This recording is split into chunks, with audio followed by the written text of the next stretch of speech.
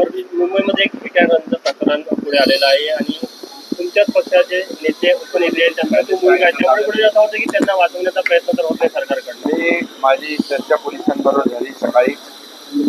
खरं म्हणजे कायद्यासमोर सगळे समान, सरकार समोर देखील सगळ्या घटना एक समानतेने आम्ही पाहतो. त्यामुळे ही घटना जी आहे याला काही वेगळा न्याय लागणार नाही, एक वेगळा नियम नाही. जे होईल ते कायदेशीर होईल. कुणालाही पाठीशी घालण्याचं काम पोलीस करणार नाहीत आणि कुणालाही वाचवण्याचं काम पोलीस करणार नाहीत. झालेली घटना अतिशय दुर्दैवी आहे, दुःखद आहे आणि म्हणून या घटना वारंवार होऊ नये यासाठी देखील शासन म्हणून नक्कीच यामध्ये गृह विभाग नक्की उपाययोजना करेल.